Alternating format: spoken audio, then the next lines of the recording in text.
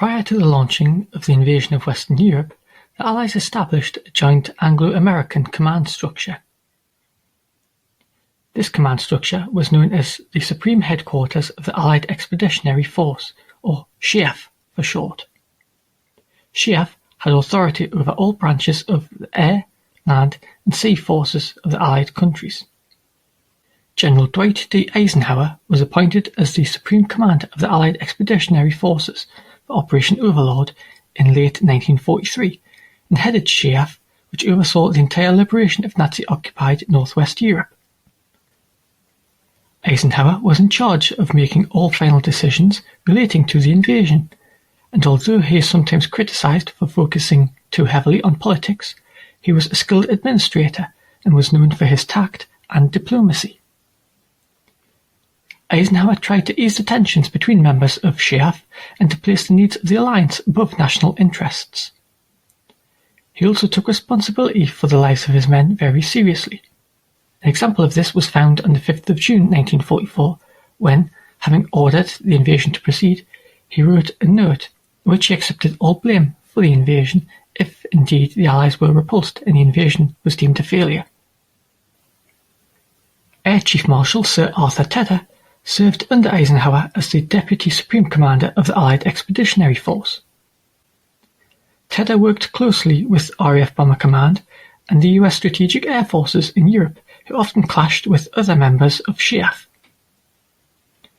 Tedder was also the go-between for Eisenhower and SHAEF's three service commanders, General, later Field Marshal Bernard Montgomery, Air Chief Marshal Sir Trafford Leigh-Mallory, and Admiral Sir Bertram Ramsay. Acting as a go-between between Eisenhower and SHAEF service commanders was a particularly important role in the case of General Montgomery, who had a tense relationship with Eisenhower.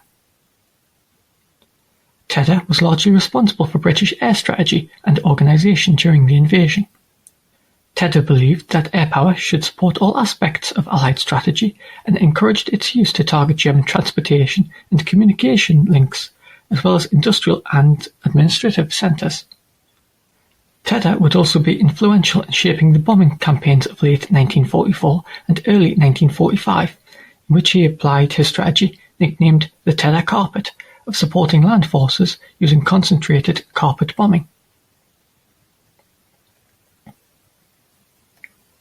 Bernard Montgomery was the Commander-in-Chief of the Allied ground forces for the invasion and made a major contribution to the shape of the Overlord plan as well as the overall campaign in northwest Europe. Despite his popularity with soldiers and civilians, Montgomery was perceived by many military leaders as tactless and arrogant. He was deemed difficult to work with and did not get along with other commanders. He aggressively tried to protect British interests within the international alliance, which caused conflict with the Americans, and he thought Eisenhower was ill-equipped for the task at hand. Despite this, Montgomery was a skilled commander and a master of the set-piece battle, who had a genuine concern for the welfare of his men. On the 1st of September 1944, Eisenhower took command of all Allied troops in northwest Europe, whilst remaining Supreme Allied Commander. Despite this, Montgomery remained a key figure during the campaign through northwest Europe and received the unconditional surrender of German forces in northern Germany, Holland and Denmark on the 4th of May 1945. Air Chief Marshal Sir Trafford Leigh-Mallory was the Commander-in-Chief of the Allied Air Forces for Operation Overlord and was responsible for coordinating air support for the invasion. Leigh-Mallory was unable to work well with the Americans and clashed with the Tactical Air Force commanders as well as the Commander-in-Chief of RAF Bomber Command, Air Chief Marshal Sir Arthur Harris. The forces under Leigh-Mallory's command contributed greatly to Allied success on D-Day and throughout the Battle of Normandy. During the Battle of Normandy, Leigh-Mallory was influential in directing Bomber Command for tactical support of ground troops, which was very effective throughout the campaign. In late 1944, Leigh-Mallory was reassigned as the Allied Air Commander in Southeast Asia, but was killed in a plane crash en route to his new post in November 1944. Admiral Sir Bertram Ramsay was the Commander-in-Chief of the Allied Naval Forces for Operation Neptune, the naval component of Overlord. Ramsay had previously been responsible for the evacuation of the British Expeditionary Force from Dunkirk in 1940 and was the chief planner of the amphibious landings in North Africa and Italy in 1942 and 1943 respectively. On D-Day, Ramsay controlled one of the largest fleets in history, and the experience and skills gained throughout his 46-year naval career greatly contributed to the invasion's success.